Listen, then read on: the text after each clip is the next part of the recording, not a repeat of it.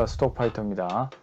자, 오랜만에 스톡파이터의 주식 한판 대결 시간으로 찾아뵙네요. 자, 원래는 제가 매일 올려드렸죠. 이제 그렇지만 제가 또 새롭게 프로젝트를 가동한 게 있지 않습니까? 바로 1,000만 원에서 1억 만들기 프로젝트를 제가 가동을 하고 있는데요. 그러다 보니까 좀 여러 가지 편집 시간이나 이런 부분들이 좀 시간이 소요가 되면서 조금 스케줄이 꼬이더라고요.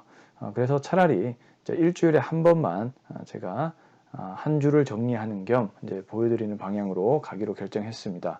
그래서 앞으로 일주일에 한 번 정도 올라오신다고 보면 될 것 같고요.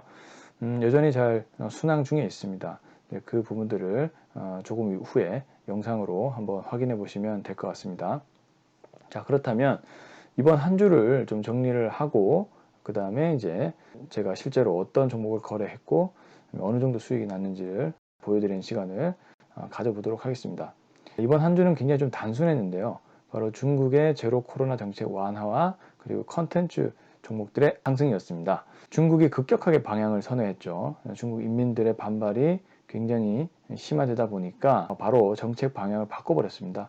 자, 그러니까 코로나 때 수혜를 보지 못했던 종목들이 이제 회생하는 그런 모습을 당연히 나타날 수밖에 없겠죠.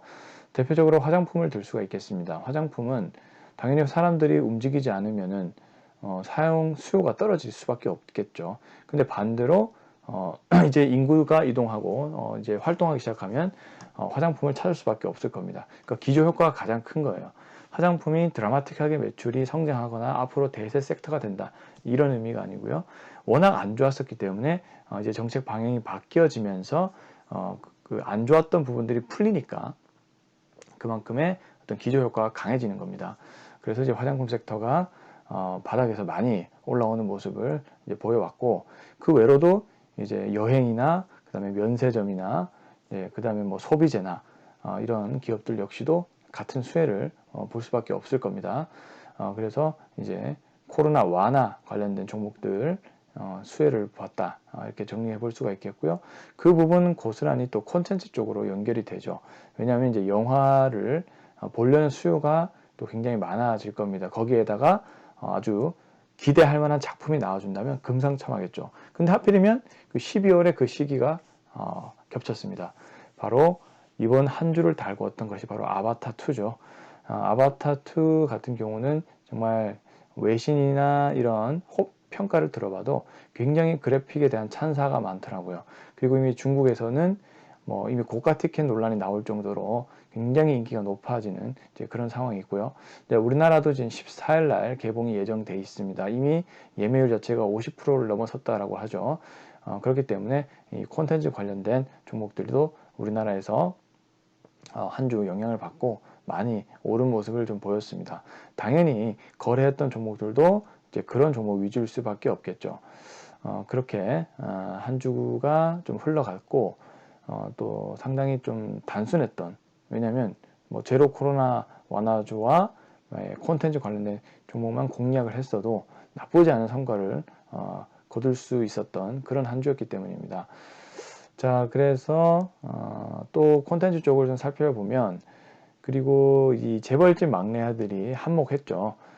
재벌집 막내 아들이 11월 달 중순부터 방영되기 시작했고, 시청률이 나날이 고공행진을 보이면서 이 관련된 종목들이 또 시세를 이끌어갔고, 그 주변 시세까지 퍼지는 그런 모습을 보이면서 아바타까지 연결이 되고, 이제 또 12월 말에 또 뭐가 있죠?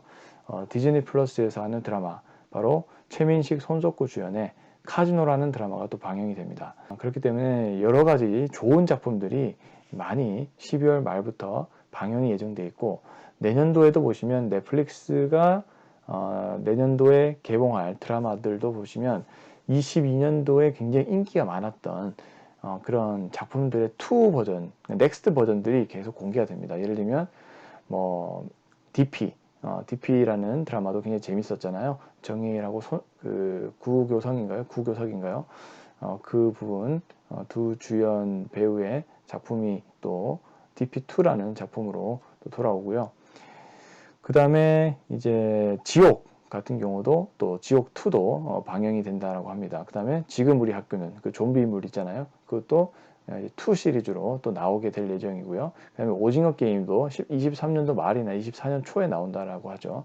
즉 이렇듯 올해 사랑을 많이 받았던 작품들의 넥스트 작품들이 많이 나올 예정이기 때문에 23년도 역시도 컨텐츠 종목들이 좀 기대가 되는 부분이 있다. 이렇게 좀 정리를 해보도록 하겠습니다. 자, 이렇게 한번 한 주를 정리를 해봤고요. 이제 또 계좌를 보면서 얘기를 드려보도록 하겠습니다. 지금 PC 화면 HTS 화면을 좀 볼 수가 있겠죠. 자, 조회 기간 12월 2일부터 12월 10일까지입니다. 제가 12월 2일날 시작을 했죠. 지금 매수 매도 금액 이거는 이제 거래 금액이라서 이제 아닙니다. 거래 금액이고요. 실제 실현 손익은 66만 원 이렇게 보이시죠. 9일날 시장이 좀 좋을 때 0.79% 수익률을 냈고요. 그 다음에 12월 7, 8일은 좀 시장이 안 좋았어요. 이때는 좀 제가 도전을 했는데 그냥 혹시 이게 굉장히 신중해지다 보니까 이제 손절로 좀 처리를 한 모습입니다. 두 날 모두 거래도 별로 안 했어요. 이때 시장이 좀 안 좋아서. 그래서 좀 어느 정도 굉장히 신중하게 하려고 이제 노력을 했고, 이렇게 12월 2일부터 지금까지 이렇게 수익이 난 모습입니다. 그렇고요. 종목들은 이렇게 대원미디어, 덱스터 이렇게 컨텐츠 관련된 기업들, 그다음에 화장품도 보이죠. 화장품도 보이고 영화 관련된 종목도 보이고 정치 테마주도 있습니다. 그리고 이제 제로 코로나 관련된 수혜주죠, 수젠텍 등등의 이런 기업들 위주로 좀 거래를 한 모습이 보여주죠. 자, 이렇게 참고를 해보시면 될 것 같고요. 자, 계속적으로 아직 갈 길이 멉니다만 지속적으로 좋은 모습을 보여드리도록 노력하면서 일단은 마쳐보도록 하겠습니다. 저는 또 다음 주 이 시간에 찾아뵙도록 하겠습니다. 감사합니다.